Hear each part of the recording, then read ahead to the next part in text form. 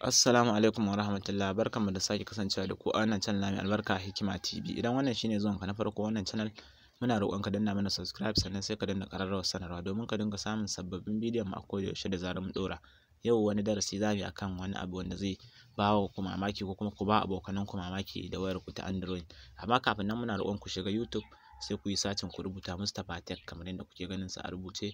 Bayan Mustapha Tech ta fito sai ku danna subscribe sannan ga ƙararrawa anan sai ku danna ƙararrawa sai kuma ku danna wannan all din. To idan kun yi haka duk lokacin da Mustapha Tech suka yi bidiyo za su suka ɗora kai tsaye za a sanar da ku.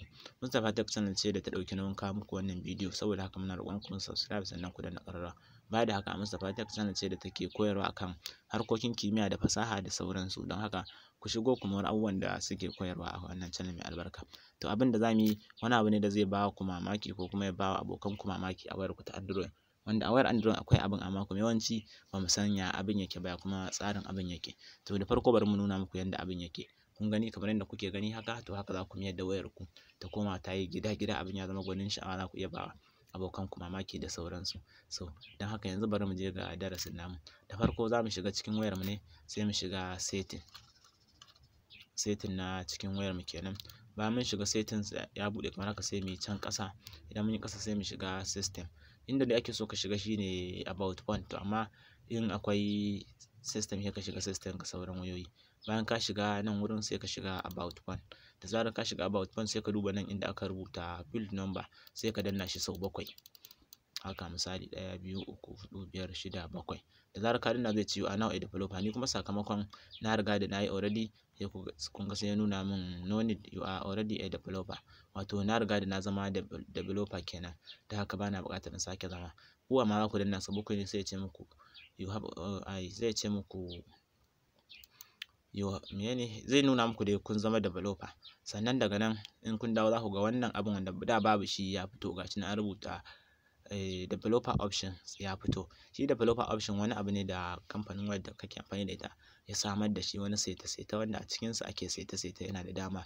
Amma idan kun shiga abin da nuna muku shi kaɗai za ku yi, saboda za ku iya rikita wayar ku ta cikin shi wannan waje. Da haka kada mutum ya ganganci in bai san abu ba ya je ya ce zai gwada, domin ko zai iya rikita wayar sa banza a wofi. Da haka da ka shiga wajen to idan ya buɗe za ka gan shi a off haka, to sai ka kunna shi. Duk wani saita da ka sani na cikin wayarka yana cikin nan developer option ɗin. To sai ka yi ƙasa haka, ka yi ƙasa, ka yi ƙasa, ka yi ƙasa, ka taho sosai. Bayan ka taho sosai ka sake tafiya sai ka zo daidai nan inda aka rubuta drawing gashi nan. Saboda haka to a cikin waɗannan guda ukun sai ka buɗe wannan, ba shi bane wannan, na juyar da wayar ne. Kun ga ma ku iya juyar da ita rubutu su koma a gefen dama ko kuma gefen dama. Yawwa idan kun kuma danna zai koma gefen hagun ɗinsa kamar yadda yake. Kun ga yasa an ce muku saita ne a cikinsa, wanda gashi nan kuna gani rubutun yanzu haka ya juye ya koma wani ɓangaren, wanda idan kuka shigo ba ku sani ba kuka buɗe wajen, kun ga zai koma ku kasa gane ta ina hakan ta faru.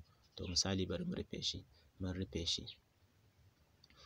Yawwa to wannan shi kuma show layout bounds, to kun gan shi ya koma gidan gashi nan. Idan kun lura inda kuka fito kuka shiga zai koma gida kamar yadda yake a hoton.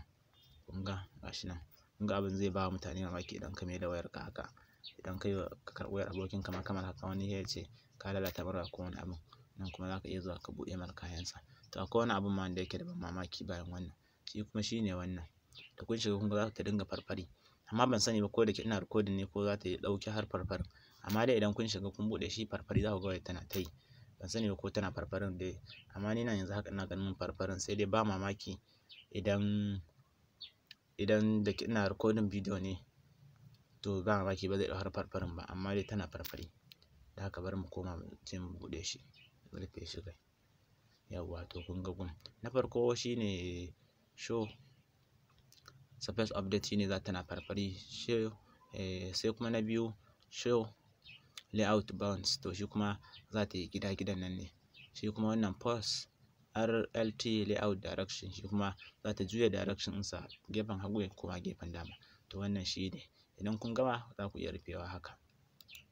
To da fatan kun ji daɗin wannan bidiyo. Ƙarshen wannan bidiyo kenan. Na gode.